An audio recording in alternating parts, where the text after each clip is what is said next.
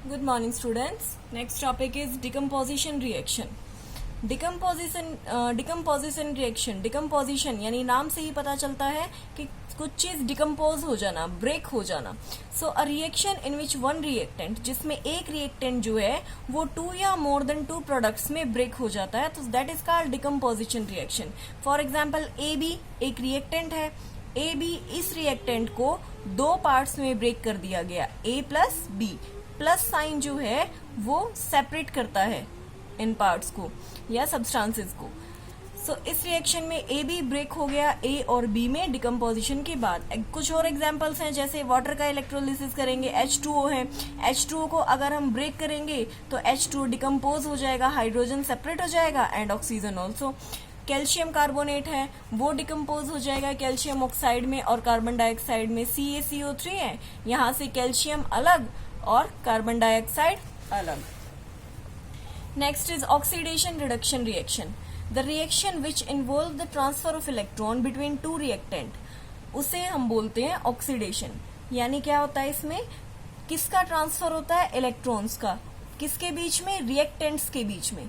जब 2 रिएक्टेंट्स के बीच में, 2 रिएक्टेंट के बीच में इलेक्ट्रॉन्स ट्रांसफर होते हैं तो उन्हें ऑक्सीडेशन रिएक्शन कहते हैं. Electrons are charged particles which carry current. Oxidation means gains of oxygen. Oxidation क्या होता है, जिसमें ऑक्सीजन का गेन होता है, ऑक्सीजन गेन की जाती है. और रिडक्शन में क्या होगा, लॉस ऑफ ऑक्सीजन, ऑक्सीजन का लॉस किया जाता है. तो वो सब्सटेंस जो ऑक्सीडाइज्ड हो जाएगा उसे रिड्यूसिंग एजेंट बोलेंगे. उल्टा, जो ऑक्सीडाइज्ड होगा वो रिड्यूसिंग एजेंट, क्योंकि वो ऑक्सीजन गेन करेगा तो उसके अंदर से वो क्या कहलाएगा, रिड्यूसिंग एजेंट. जबकि वो सब्सटेंस जो रिड्यूस होगा उसे ऑक्सीडाइजिंग एजेंट बोलेंगे. Oxidation reaction is also called redox reaction. Oxidation reaction का एक और नाम है, वो है redox reaction. Oxidising agent give oxygen to another substance. जो ऑक्सीडाइजिंग एजेंट कौन से होते हैं, वो होते हैं जो दूसरे सब्सटेंस को ऑक्सीजन दे देते हैं, जो दूसरे सब्सटेंस को ऑक्सीजन दे देते हैं. यानी उनके अंदर से ऑक्सीजन कम हो गया, इसीलिए तो वो रिड्यूस हो गए. और reducing agent remove oxygen from another substance, वो किसी दूसरे सब्सटेंस का ऑक्सीजन रिमूव करा देते हैं और खुद गेन कर लेते हैं. इसीलिए क्या हो जाते हैं, वो ऑक्सीडाइज हो जाते हैं, क्योंकि उन्होंने खुद ऑक्सीजन गेन कर ली. That's why they are oxidise.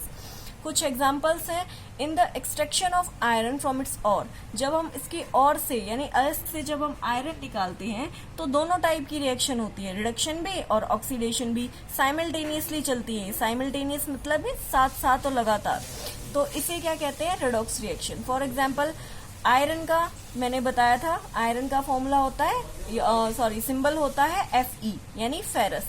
Fe2O3 ferric oxide और कार्बन मोनोऑक्साइड ये लिया हमने.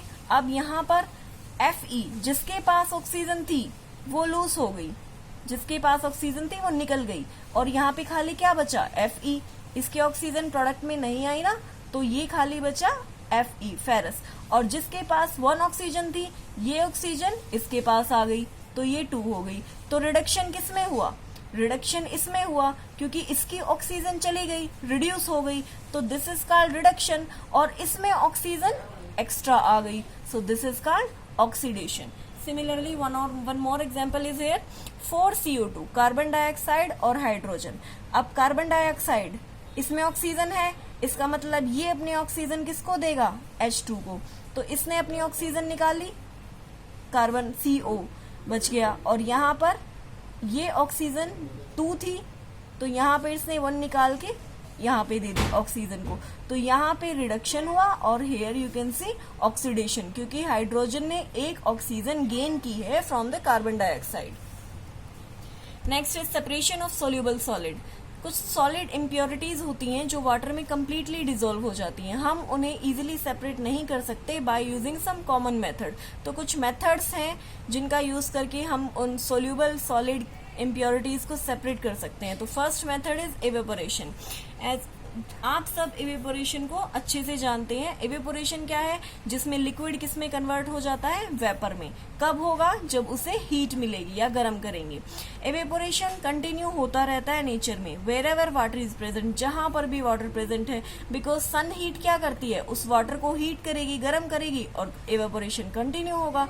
You can observe it by taking some water in a bowl. अगर आप फिर भी कुछ एक्टिविटी करना चाहते हैं, फिर भी ऑब्जर्व करना चाहते हैं, then you can take some water in a bowl और उसमें मिक्स करेंगे अ स्पूनफुल ऑफ सॉल्ट। तो keep the bowl in open area. Open area में आप उस बॉल को रख देंगे जहां पर काफी सारी प्लेंटी ऑफ यानी अच्छी मात्रा में, ज्यादा मात्रा में सनलाइट आती हो।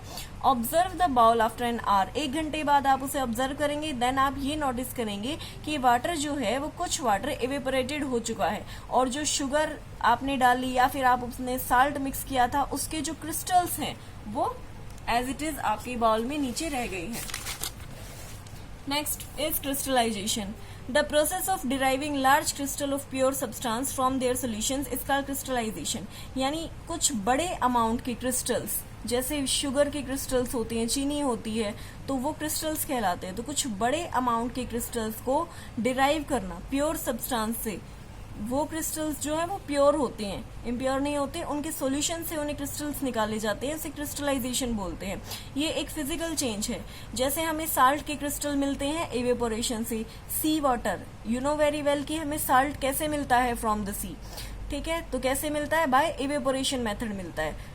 सी के साथ में लार्ज पिट्स जो है वो डिग कर दिए जाते हैं, खोद दिए जाते हैं, वहां पर जो है सी वाटर इकट्ठा होता है और सनलाइट से वो इवेपोरेट हो जाता है, और जो काफी अमाउंट में साल्ट के जो क्रिस्टल्स हैं वो नीचे रह जाते हैं।